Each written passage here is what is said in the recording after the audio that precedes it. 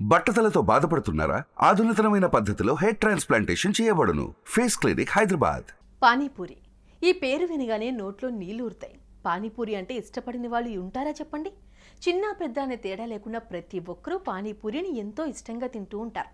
చక్కగా పూరిలో ఆలు, బఠానీలు, మసాలా నింపిన నీటిలో ఉల్లిపాయలు వేసుకుని తింటూ ఉంటే అబ్బా, ఆ మజానే వేరు కదా. పానీపూరి తినే కొద్దీ తినాలి అనిపిస్తూనే ఉంటుంది. వింటుంటూనే నోరూరుతుంది కదా. అంతెందుకు, పానీపూరి బండి కనిపించింది అంటే చాలు నోరు ఊరిపోతుంది. ఇప్పటికీ పానీపూరినే చాలా మందికి ఫేవరెట్ స్ట్రీట్ ఫుడ్. పేరు చెప్పగానే నోరూరించే పానీపూరి ఇప్పటిది కాదట, మహాభారతం కాలం నుంచే ఉందట. అప్పుడు ఎవరు కనిపెట్టారా అనేగా మీ డౌట్? అయితే ఆలస్యం ఎందుకు, let's have a look.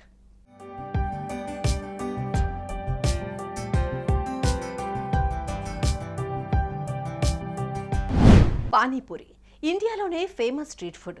Golgappa, గప్చుప్ ఇలా ప్రాంతాన్ని బట్టి పేరు మార్చుకునే పానీపూరి పేరు వినగానే అందరికీ నోరూరుతుంది. దీనిని చిన్న పెద్ద లొట్టలేసుకుంటూ మరీ ఎంతో ఇష్టంగా తింటూ ఉంటారు. ఇందులో ఉండే డిఫరెంట్ వెరైటీస్ను చాలా ఇష్టంగా ఆరగిస్తూ ఉంటారు. మరీ ముఖ్యంగా అమ్మాయిలకు పానీపూరి అంటే పిచ్చి ఇష్టం ఉంటుంది. ప్రతిరోజు పానీపూరి తినందే ఉండరు. ఇక అందరి ఫేవరెట్ అయిన పానీపూరి చరిత్ర తెలుసుకోవాలని ఎవరూ ట్రై చేసి ఉండకపోవచ్చు.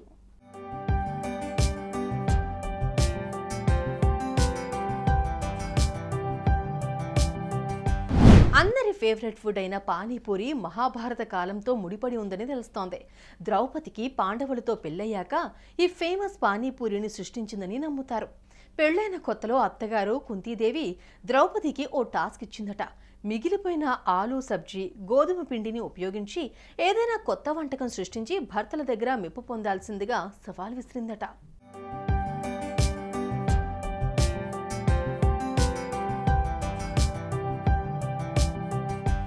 ఇక ఉన్న వస్తువులతోనే ద్రౌపది కొత్తగా ఆలోచించి పానీపూరి సృష్టించిందట. చిన్న పూరీలు చేసి భర్తల ఆకలిని తీర్చిందట. ఇక ద్రౌపది తెలివికి మెచ్చుకున్న కుంతీదేవి ద్రౌపది కనిపెట్టిన ఆ వంటకం శాశ్వతంగా ఉండిపోతుందని దీవించిందట. అప్పటి నుంచి ఆ వంటకాన్నే నేడు పానీపూరి, గోల్గప్ప అంటూ వివిధ పేర్లతో పిలుచుకుంటున్నారు.